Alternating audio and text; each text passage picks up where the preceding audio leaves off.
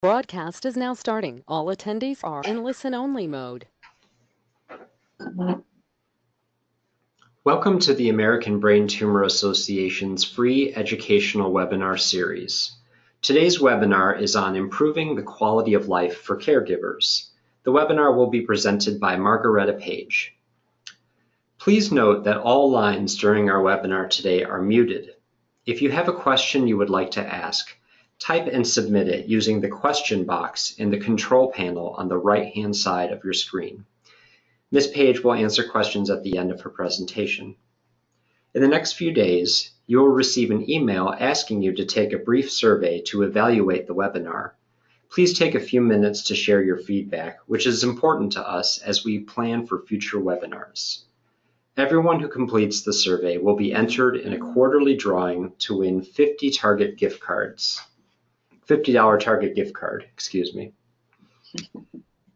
It's a big difference, isn't it? Today's webinar is being recorded. The recording will post to the ABTA's website on the Anytime Learning page within a few days. Registered participants will receive the webinar recording link in a follow-up email once the webinar is available. Let's pause for a moment so we can begin our webinar recording.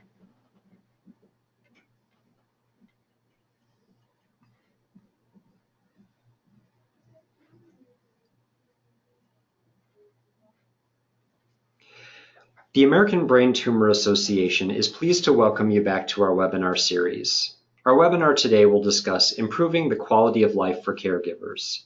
My name is Vince Rock, Program Manager here at the American Brain Tumor Association. I'm delighted to introduce our speaker today, Margaretta Page. Ms. Page is a career neuroscience nurse, having spent the last 26 years in the field of neuro-oncology. She is well versed in both brain tumor patient and caregiver experiences and concerns. She is very proud of her most recent work, which has been working with Dr. Susan Chang to launch the UCSF Neuro-Oncology Gordon Murray Caregiver Program, the first program of its kind, to offer dedicated staff and support services to caregivers as part of patient care. Thank you for joining us, Ms. Page. You may now begin your presentation. Thanks, Vince, and good morning or afternoon to all of you who are out there listening today. It's really wonderful to be here, and I'd like to start by just extending a big thank you to the ABTA for hosting this webinar today on what I consider a really important topic. I have no disclosures. So I'm here today to talk about improving the quality of life of the caregiver. And as a member of the healthcare team who provides care for a patient with a brain tumor, and actually I think I speak for anyone who's in the immediate family of someone with a brain tumor, we know that this disease has the potential to not only impact the patient, but the whole family and on so many levels. This is particularly true for the family member who's the primary caregiver. So my plan today is to discuss with you what it means to be the caregiver of a patient with a brain tumor, which is actually documented to be a little different than other illnesses. And then we'll review some strategies that you can use to be a successful caregiver, as well as help bolster you along the way for this journey. So let's start at the beginning. I want to review the definition of who and what is a caregiver. So by definition, a caregiver is someone who provides physical, emotional, spiritual, or logistical support to someone with a chronic, disabling, or life-threatening illness. Now, a caregiver is often the partner or spouse of a person, but it can be an adult child, it can be a parent, and usually there's one person who's primarily responsible in the support of the patient, and we call that person the primary caregiver. Now, when we're thinking about caregiving, I think it's really important to understand what's happened in healthcare in the last 20 to 30 years. There have been several big changes. I think the most significant one has been this reduction in days that patients are allowed to spend in the hospital. Now, as Vince mentioned, I've been at this work for a long time. When I started my career, people who had craniotomies, which is the surgery to remove a brain tumor, they would stay in the hospital at least 5, but often 7 days. Today, that's been reduced down to as few as 2 or 3 days for a brain surgery like that. And really what's happened is caregivers have been asked to step in and take over what used to be done in the hospital. Second, other switches in the healthcare system have caused patients and families really to have fewer and shorter interactions with the formal healthcare system in the outpatient setting. So people don't get to go to the doctor as frequently, and usually those visits are much shorter than they used to be. And then finally, we sort of cap that all off with another reduction, really a reduced number of resources for those who need help in the home. And so now all that's left is sort of this patchwork and fragmented support for caregivers in a home setting. So this combination has really led actually to an expansion of the role of the caregiver. And the truth be told, our healthcare system is actually now relying on the family to provide care. So in the end, the caregivers become an extension of our healthcare team. And for many of us, that's really a tall order. So let's talk about what a caregiver does. Caregivers are actually called upon to do something called multidimensional care, and we're asking you to do that with really little or no training. And then you're also being asked to do it on top of all the other things that you were already doing. So one might look at all of these things, and it's not that you're providing all of these things, but just maybe some of these aspects. So let's just talk about physical care. I think this is what many people think about when they think about caregiving. At its most basic level, it's providing someone help with bathing or dressing or maybe their meals and nutrition. On a more complex level, though, it's actually acquiring and managing medications, and then perhaps assisting a patient actually manage their symptoms. So you might be giving them medications for a headache or providing some sort of a therapy for certain symptoms. And then on even a bigger level, you have to know when something is significant enough to contact the doctor. So that's physical care. Emotional care is actually the support that a caregiver provides to a patient as they come to terms with the diagnosis and its impact on their life. And usually this is at the same time that the caregiver is coming to terms with this themselves. So this can be really difficult. And I think what's even harder and a surprise to many caregivers is that they often find themselves supporting their extended family and all of their friends who are having similar difficulty coming to grips with the impact of the illness. So it's sort of an extra level of care. The spiritual care actually refers to helping a patient find hope and make sense of the disease and maybe find meaning. And again, this is all going on while caregivers are doing it themselves. I think I hear caregivers often talk about they have a tremendous responsibility to maintain hope for that patient. That's one that I hear very often. Financial support involves sort of managing that income stream and or managing the bills, all the disability paperwork, insurance. And for many people, this isn't something that they were doing in their family before. So it can be a whole new field that one has to navigate. And then finally, there's the logistical aspect of care, which is the overall supervision of the patient. And it can be, you can kind of be standing back, but many caregivers feel a need to ensure that the patient's adhering to a medical plan. Maybe you're just helping them navigate our complicated health system or maintain communication with the health team. A lot of caregivers spend time working on scheduling and attending appointments and keeping all the calendars. As I mentioned, people usually aren't doing all of these things at once, but usually some combination. And again, always on top of those things that you were doing before your loved one got sick. Now, not that it's a competition, but I do want to acknowledge the work that the caregivers of brain tumor patients do. And so I wonder if any of you ever wonder if caring for a brain tumor patient is different than maybe caring for someone with another kind of cancer. And I would like to tell you that yes, it is. It's documented that caring for someone with both a life-threatening illness and then one that causes neurological symptoms that can affect their mind or their body or personality, combined then with the fact that most of us have little or no training to provide this kind of care, causes higher levels of distress and burden. So the caregiver population of brain tumor patients actually have exhibit higher symptoms of distress and burden. And that's because this combination of life-threatening with a neurological illness can be very challenging. So some of this distress actually comes from the common emotions and feelings that a caregiver experiences as the result of a diagnosis and or the symptoms the patient experiences. So first, there's just a tremendous amount of actually grief and loss around the diagnosis of a brain tumor and its meaning. Now, this is common with caregivers of many kinds of cancers. People are struggling sort of with the loss of the plan for their life or perhaps even a loss of the future. And then second, for some people, this disease so often really does affect the essence of the person that they were caring for.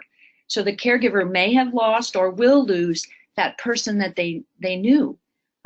So their chatty and animated husband might have really changed into someone who's much more quiet with a flat affect.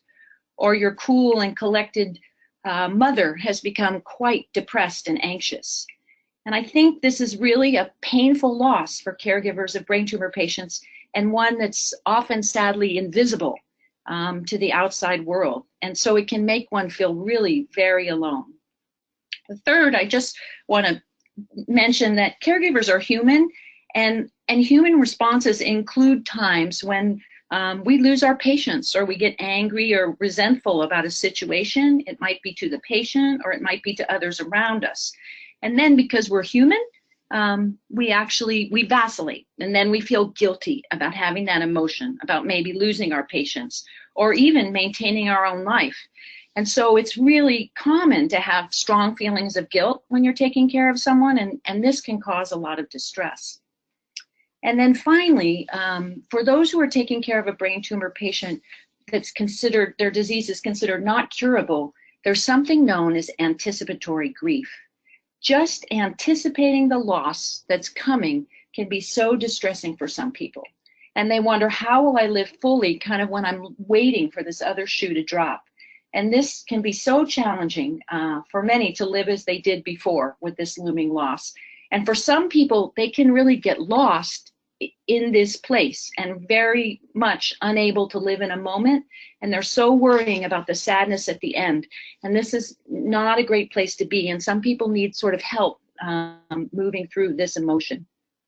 So these kinds of emotional reactions are really quite common when caring for someone with a life-threatening and a neurological illness, like a brain tumor.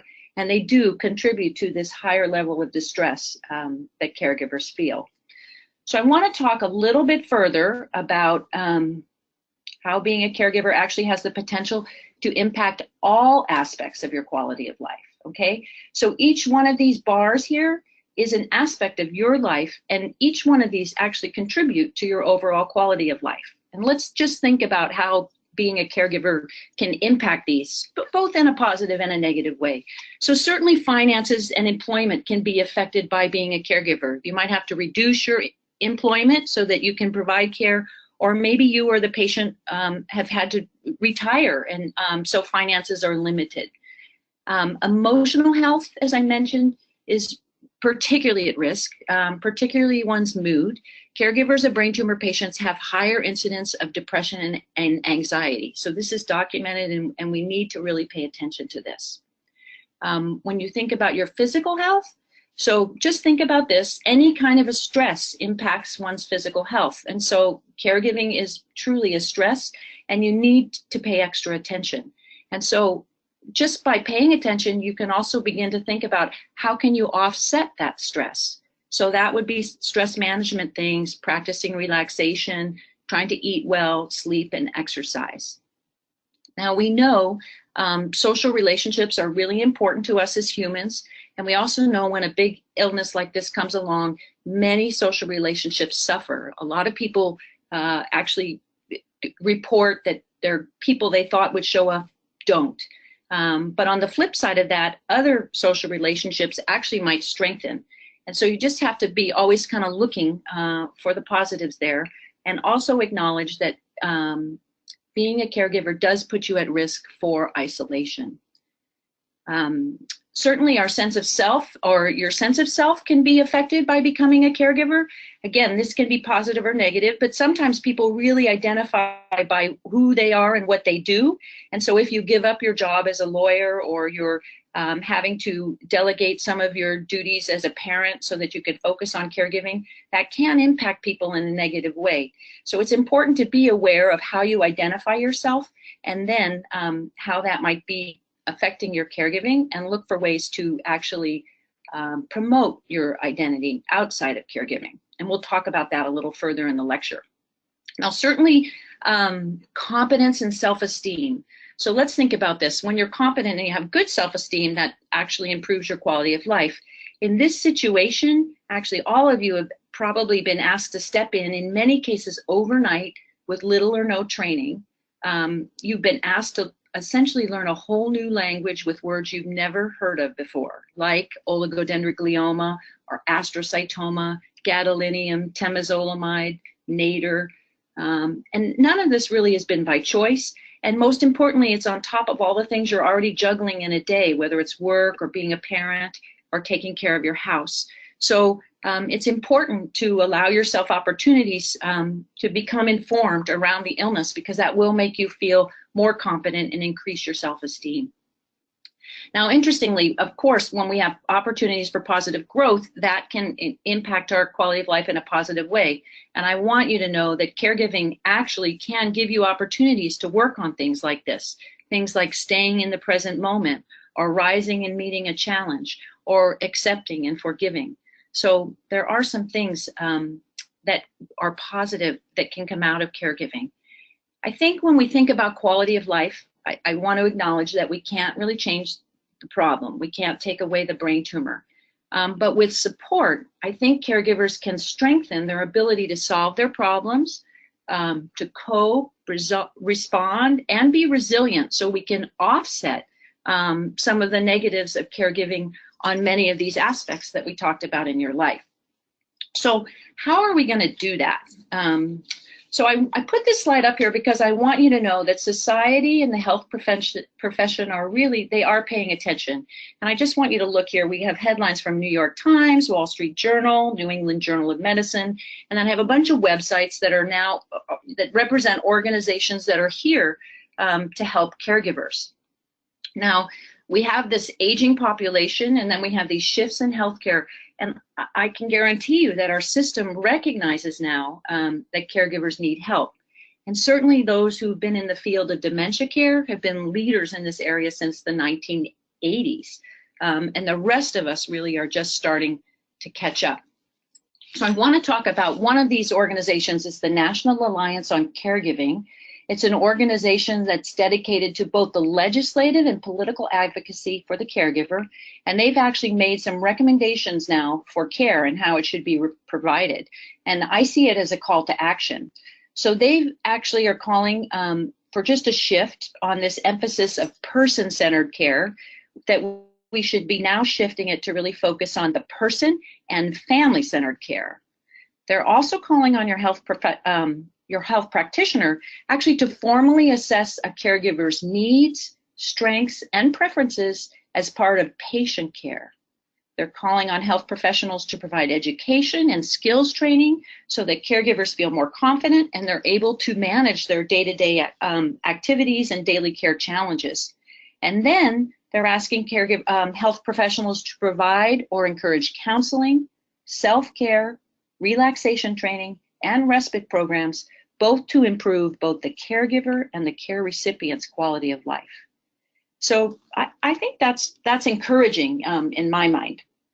So in addition to this call to action, we now actually have a whole body of research that's been published about the caregivers of brain tumor patients. And this is what we've learned. And so this is all scientifically documented now, and it won't be news to you, but caregivers want acknowledgement. They need information and guidance. They need connection with similar others and emotional support. And then it's very important to recognize that needs vary by individual and things change across the illness trajectory. So what this means is that it's not necessarily always a one-size-fits-all approach, okay? So that's what we know so far. And then I want to just talk a little bit in case there's any health professionals out there listening, whether it's a nurse, a social worker, or support staff, or even a doctor. I think we could just say in response to that call to action and what that evidence tells us, there's a few things you can do. And first and foremost, you can formally acknowledge that caregiver as a member of the healthcare team and integrate them into the plan of care. Another thing you can do is just begin by increasing your awareness of caregiver support that's available in your area, so that if you see a caregiver in distress, you can actually provide the resources or facilitate them accessing those existing resources. You could offer education on the symptoms or the disease, what to expect and how to navigate. And if you don't want to do that sort of in an educational setting, you can just make sure that the resources, examples of, or the ABTA pamphlets are there in your office. And finally, this is something that we found really interesting at UCSF. You can look for themes in your patient population. So what are the common questions that are coming up? And then you'll be able to have a response with some anticipatory guidance, information, and connection to resources. And something we realized when I started the work in the Caregiver program back in 2014 was that we had very limited information, or even knew exactly what to tell people when they said, how do I talk to my children? So that was something that we were able to develop and put a little packet together. So now when we meet people with young children, we're able to direct them in the right direction. So those are just some of the things that you could institute in your own practice wherever you are. For the last 30 years, research about caregiving has really helped us understand the plight of the caregiver, and people have begun to test interventions to help. We know that caregivers need help, and more often, usually, than what they're getting.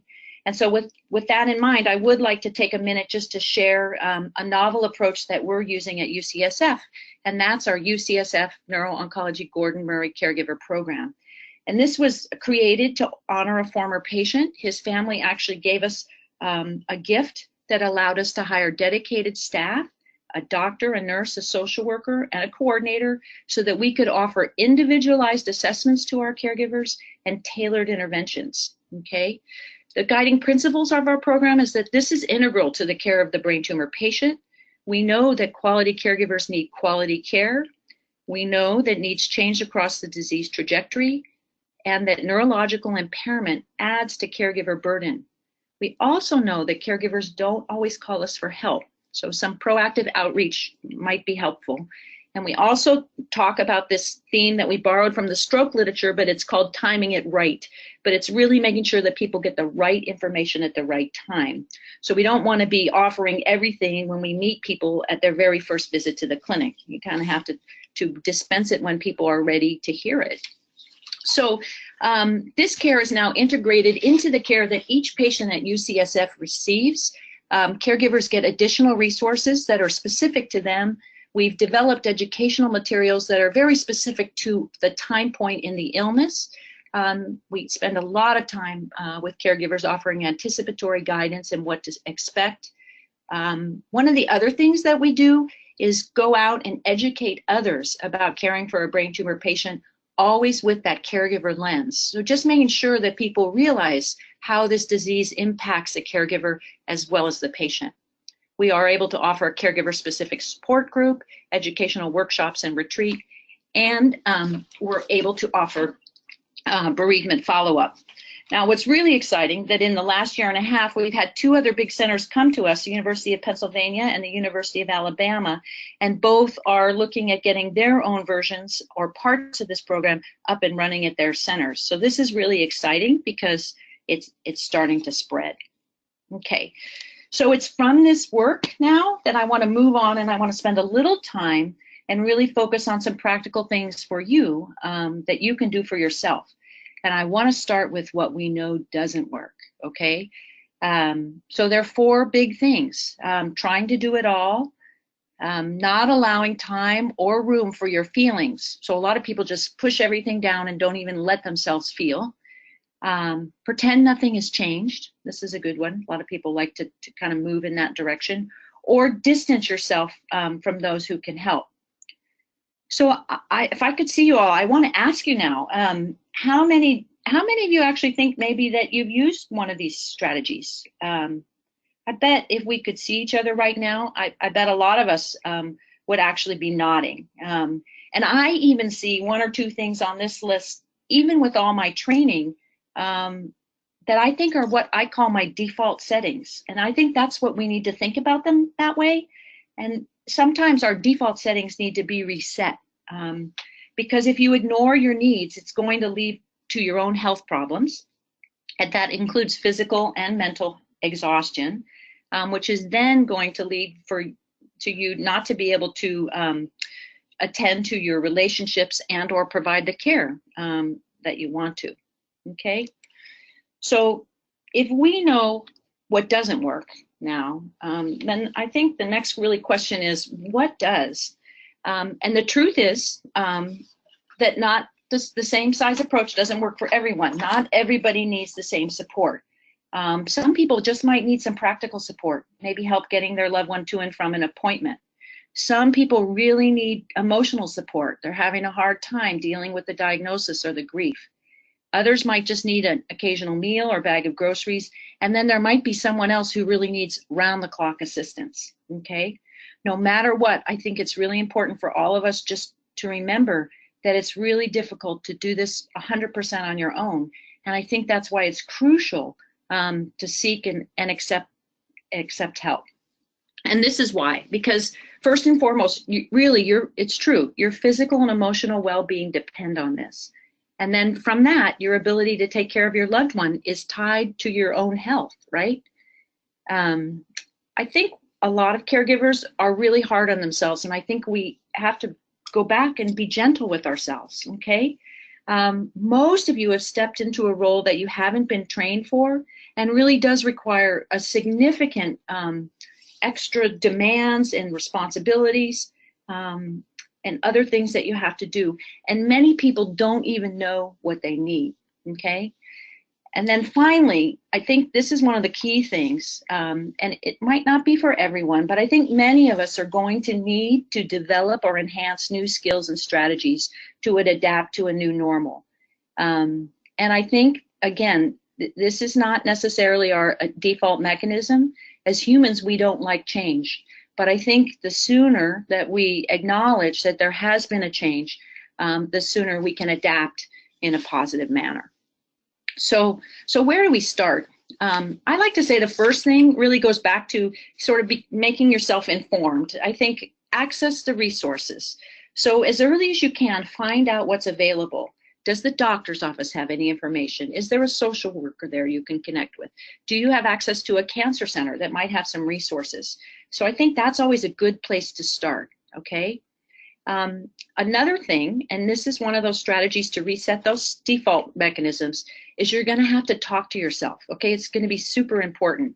You have to tell yourself over and over, you don't have to do this all. It's really important to recognize that it's not realistic to do so, and that you will need some support or help. So just keep reminding yourself of that. The other thing is, there's a big focus on self-care. I'm sure many of you have heard it, and many of you think, oh, how am I gonna find time for that? I want you to remember that every little thing you do, no matter how tiny it is, it does add up in a positive manner. And I'm gonna go through a pretty good list of things you can do, and I want to just remind you, you don't have to do all of these, but just remind yourself, any little thing you can do in a day does add up. It's really important to be flexible in how things are done, and it might be true that you're going to have to let a few things go. Some people, this is harder than others. I think it would be great if maybe one of those times when you're waiting in a waiting room or something, really think about what are the things that you can delegate to a friend or family. People want to help you. The ABTA on their website has some nice sheets that caregivers can access that helps you think about the kinds of jobs that you do and helps you think about what you can offload to others. Now, I thought of a good one just for this. I was thinking, if someone asked if they could help and you were feeling like, how am I ever going to locate the caregiver resources in my town? You could ask someone to do that research for you. Let them find out what's out there for you and then bring it back, okay? And then finally, that whole thing about not being hard on yourself. You have to be gentle with yourself. Okay. So knowledge is power. I think becoming informed is helpful to so many people. The truth is, though, not all of you are being treated at a big center. And so you may not have access to a social worker or a cancer center or any disease information. And so that's when it's a really good idea to access what I call community resources, where you can learn more about the disease, maybe upcoming clinical trials. You can learn caregiver skills and support, and find out what financial resources are available. So this page, I actually put my favorite resources on there. Certainly ABTA is on there. It's a great place to go for information. There's also an organization called the IBTA, which is our global network, doing similar things to the ABTA, but they have a great publication, a great website, and they also put on seminars that are helpful for patients and carers. Same with the National Brain Tumor Society. So this is an organization actually that is an advocacy agency, and they actually fund research and advocate for public policy changes. Important to know about them, but I also wanted you to know about their website, because they have good information about what's going on politically and in the research world, okay? And then at the bottom, I put virtual trials. Alma Cella's website has a lot of just good brain tumor information on it. I then threw some other places that I thought are important to know. My very favorite for caregivers is the Family Caregiver Alliance, which is actually an organization dedicated to improving the life of the caregiver by offering information, services, and advocacy. And the neat thing about this place is they have offices or connections in every state of the US. And so they'll do an intake and they'll connect you with the resources that are in your local community. Sometimes they have free counseling to help caregivers if they need a little bit of counseling. They often also offer in some areas, some small financial respite grants, which are great. I put on here American Cancer Society, again, another great place. They have great information about talking to your family and friends. They also offer a little bit of financial support to patients, so wanted you to know about that. And then I just put our Cancer Resource Center on there, but this would be for whatever town you live in. If there is a local cancer center, it's worth checking out what kind of support services they have for you in your area. Okay, so these are just some strategies to help you get the lay of the land and become informed. And then now I'm going to move on now in the next part of the talk and really focus on things you can do. What can you do? And just that reminder that you don't have to do all of these things. Just even a little piece here or there will help keep you nourished for this journey. So I think the most important thing that underpins everything else is to ensure that you are as emotionally strong as you can be. I think I mentioned earlier that caregivers of patients with brain tumors are at risk for depression and anxiety. So we already know that. You're just now at a higher risk than anybody else. It's also important that if you are depressed or anxious, it actually undermines your ability to do anything else. So I think really important just to stay in tune. And so you might say, how do I do that? So I think you have to take charge of this and connect with resources. First and foremost, how are you doing? Certainly if you're distressed, I think you should be seeking professional help. I think it's not, and I actually think it's not a bad idea, even if you're not distressed, just to have someone to talk about that you can bounce things off of and sort of keep up on good problem solving and coping strategies, as well as things to help make you more resilient, okay? You can get a referral from your primary care doctor, and or sometimes some of those caregiver support agencies offer some free counseling. But I think that I almost feel like I would ask everyone just to consider that. Certainly, you can help your emotional health by just staying connected with your friends and your family, and or attending a support group. There is power in community. There's this whole thing, we talked a little bit about it, it's resetting those default mechanisms, but it's managing your emotions with self-talk. You are going to have to give yourself pep talks now and again. It's just true. And we tend to go back to those default mechanisms. So use good, positive self-talk. Another practice that you can do that is scientifically proven to help people with their mood is a gratitude practice. So this is something you can focus on at home. You can do it any time of day. but just take a moment, 5 minutes, to really think about 4 or 5 things each day that you're grateful for. And I know sometimes with all that's going on, that might feel difficult, but focus on things like, oh, I had a good night's sleep, or, oh, I didn't have to wait in the doctor's office too long today, or I had a really great cup of coffee. But again, we know that a gratitude practice can improve your emotional well-being. People also like, if they feel like they can't get out, they might like, it's okay to use self-help books or podcasts for similar reasons. Now, and then the next thing really is going to be a theme in each domain, and this is critical. And this has to do with every aspect of your body, but learning how to relax, and not even just learning how to relax, but then developing a practice for it. Okay, so people can go to formal relaxation methods. You can take a mindfulness class. You can go to yoga. Some people actually get an app on their phone. I've heard of one, not endorsing it, but I just know about it. It's called Headspace, but there are others. Some people just put their headphones on and enjoy listening to music. So it is trying to figure out what can help you relax and then committing to practicing it, okay? I want to tell you about something that's so simple and something you can do anywhere. You can do it while you're waiting outside of the MRI. You can do it when you're having trouble sleeping at night. But it's the very simple practice of breathing. And this is an exercise we're going to practice right now. We call it paced breathing, okay? And what you do is you breathe in and out slowly. You breathe in for half the amount of seconds that you breathe out. So we'll start with in for 4 and out for 8. But if that feels like too big of a breath, it certainly could be in for 3 and out for 6.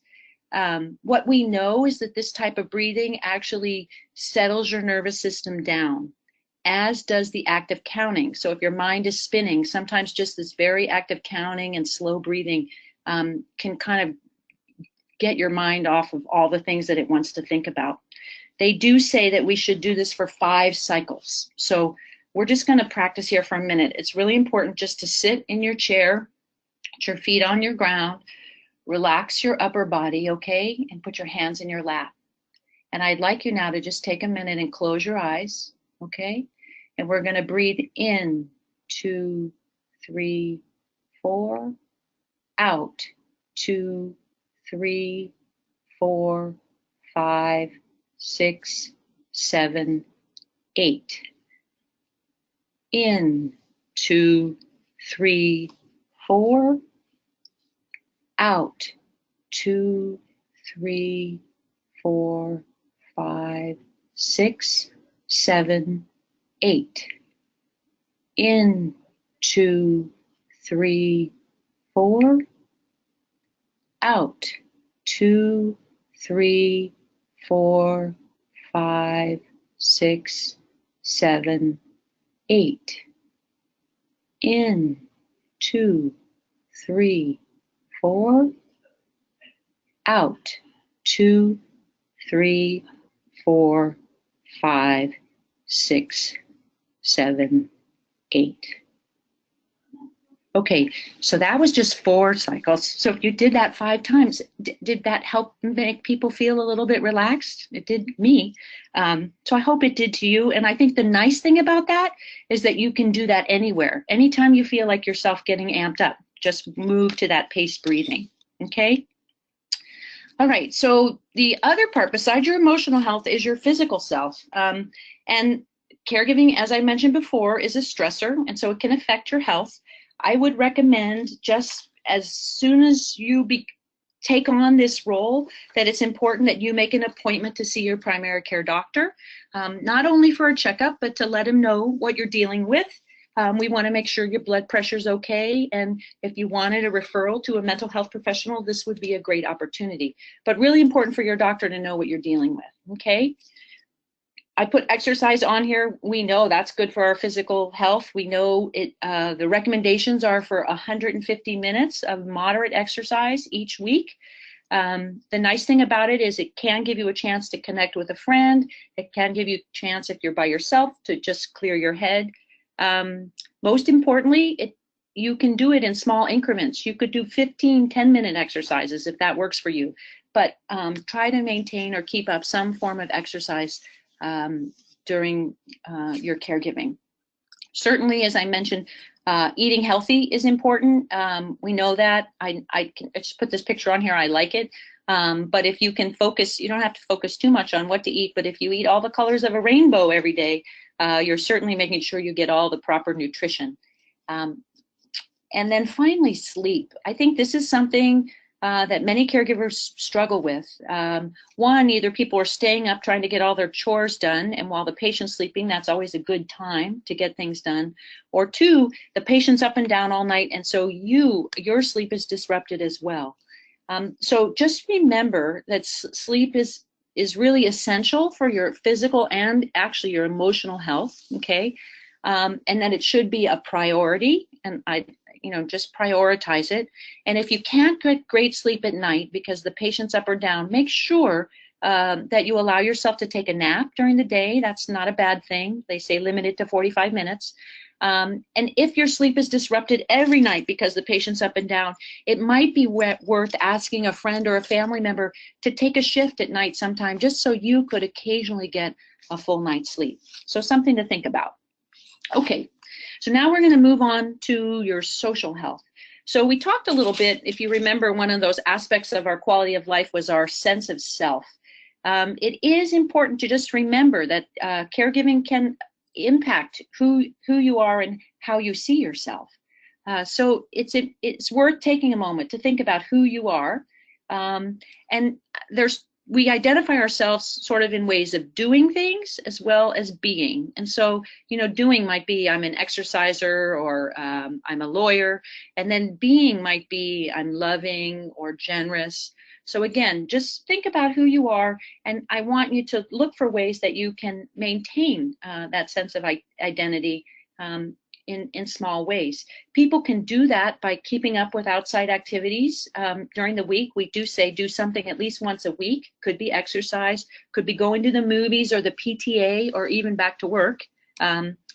It's really important that you prioritize yourself once a week. So do something for yourself. Again, that could be getting a massage, but it could be going to the movies or having coffee with a friend. Socially, I want you to think too about the relationship that you had with the patient. Everything changes when someone becomes a patient and you become the caregiver. Things are a little bit out of balance. And so one way you can sort of get back to the way you were before the illness, so it's not all about the illness, is think about things that you enjoyed and try to build in some date nights or activities or things to nurture that relationship outside of the context of a patient and a caregiver situation. Okay, and then here it is again, it's even important for your social health is being able to reduce your stress. Okay, so it is that learning and practicing some sort of a stress reduction technique. I'd like to just remind you how simple that paced breathing was, and again, you can use that at any time. Okay. I have on here your spiritual self. So some people say, what does that mean? And really, when we think about our spiritual self, it's recognizing that we as humans all have the need for purpose, meaning, and fulfillment in life. And I think sometimes when people are in the midst of caregiving, they report feeling that their lives lack meaning. So how do we support our spiritual selves while we're caregiving? First and foremost is just to recognize that you're not alone. It's really important to seek support. It might be a support group, it might be a peer, it might be some other community, but I can't underestimate the power of community. Really important for people. Another thing in another community is if you have a faith community, we do recommend that you stay connected with that faith community. I think a lot of times people get busy and they stop going to services or whatever because they're taking care of the patient, or but that people do derive a great sense of strength and or community from their faith community. So just remember that. I think it's important to recognize that not all relationships were perfect sometimes before caregiving. And so one should be open to the healing power of love in your relationship and know that healing and reconciliation are possible. and the importance of embracing and acceptance of the way things are, and forgiveness. Okay. Another thing when we think about the spiritual self, and I think this is really hard, this is a lot of our default mechanism, but is giving up control. Okay, so the sooner we can do that, that will help. A great resource for some of these things, I just want to mention it today, is the Greater Good Science Center. So this is an organization out in Berkeley, but it's actually science-based insights to help people with a meaningful life. And I like it because it has articles, tips, and even classes to sort of enhance some of the meaning-making activities that we can do in our lives. So that, I think, is a good resource, and you can access that from home. Really important to express your feelings honestly. Remember how we said it doesn't work to tamp everything down. You have to find a way to sort of get things out, and it can be positive and negative things. Might be talking with a trusted friend or a family member or clergy. Some people find journaling actually a great way to just let it all out. And so that's something to think about. Other people find that prayer or meditation can work as well. Really important to think about balancing between doing and being. So again, just being there for the patient and try to give up the busyness of doing. That can be challenging, but something just to be thinking about. Be sure to maintain times of rest, and again, take time for quiet meditation and prayer. Okay, so we're almost done here. I think in summary, I want to borrow a phrase, and I think probably you've all heard it, but I think it really applies. This experience is a marathon, it's not a sprint. And just like a long race, not only do you need to get ready, because if you don't, you'll bonk, but you need to nourish yourself along the way. So for those of you who are already in the race, don't hesitate to pull over and stop for some water or nourishment, or even the medical tent if you need it. I just want to say that I think there's no one way or right way to be a caregiver. Everybody's so different, and just remember that different things work for different people. So choose what works best for you. I do think it's important to accept that you're likely going to have to learn a new way of doing things. I think it's important to get support early.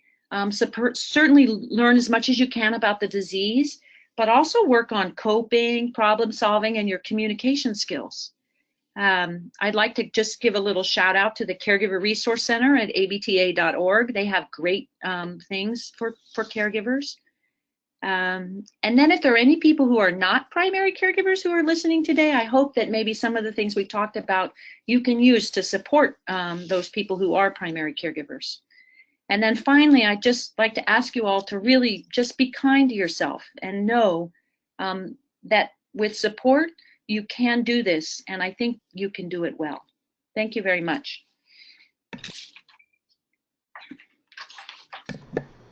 Thank you, Ms. Page. We will now take questions.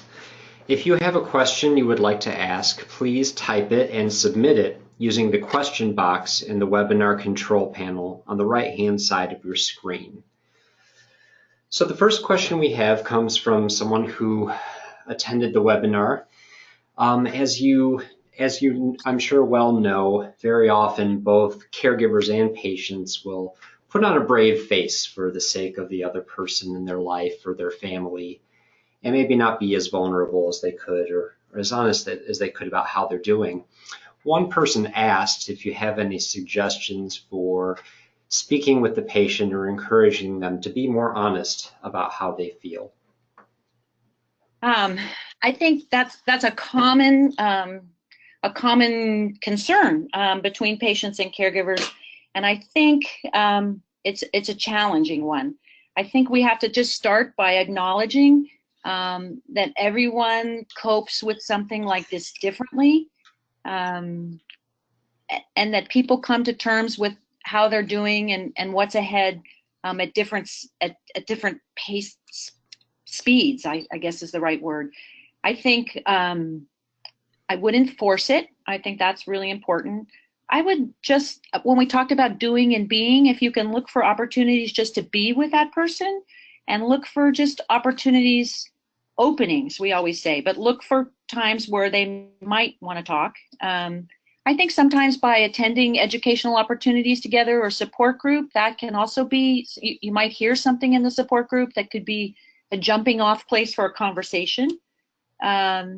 Some people we recommend maybe a professional counselor, couples counseling to sort of help talk it through. I think that's always a good thing. And then another thought, I suppose, there's a whole specialty called palliative medicine, which helps people come to terms when they have what we call a life-threatening illness. This is not hospice, it's palliative care. But their focus is helping people think about what's important and sort of open up on communicating. So that might be another option. Thank you. I think a lot of caregivers are very smart people and they know how to look for information, and they often find a lot of great information. What do you suggest for anyone who has tried a lot of the well-known strategies for managing their own emotions and taking care of themselves, but they still feel overwhelmed? What would you say to someone like that? I guess my feeling is, I think, again, just acknowledging that what you're doing is hard work, to be gentle with oneself. And I guess the two big things is just stay at it. The power of community, I think, is important. So if you can find a supportive community, and I also think perhaps, again, just sticking with professional help just to keep helping you look for ways to solve problems, and in a positive manner. I guess that would be my answer. It's hard. I understand that. Yeah. Thank you. Another question we were asked is about some of the personality changes that can happen in the patient sometimes as a result of a tumor's location or side effect of treatment.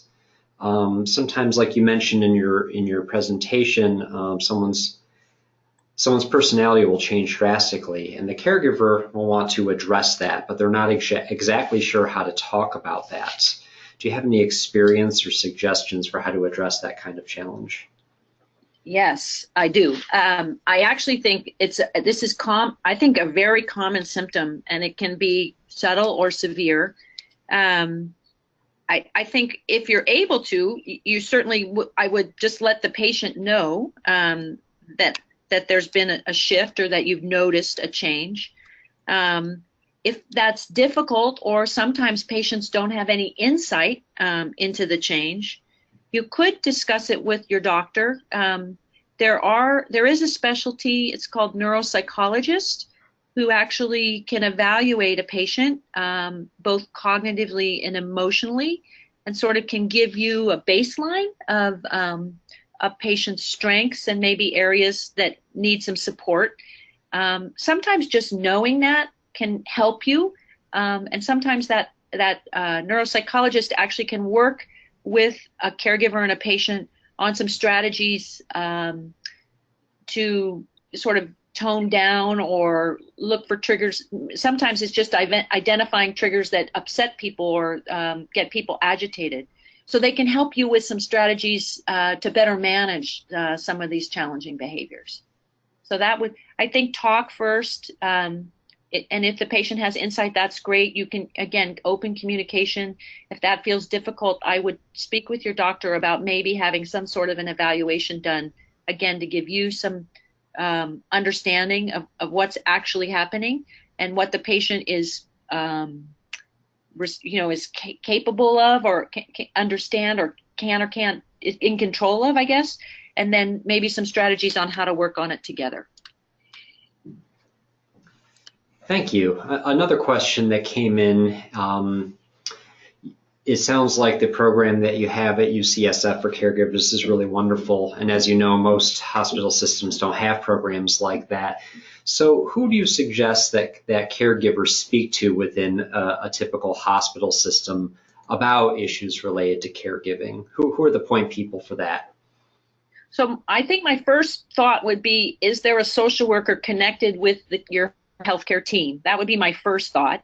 If there wasn't, then I would really look into that Family Caregiver Alliance, that website, that organization that's a community, and find out who in the community is supporting caregivers of patients with neurological illness. So that's another great resource when you don't have a lot of things like the Gordon Murray Caregiver Program right at your location. So I would say the social worker would be one. I think the Family Caregiver Alliance would be another. The other one, you could look at what's going on at the local cancer center.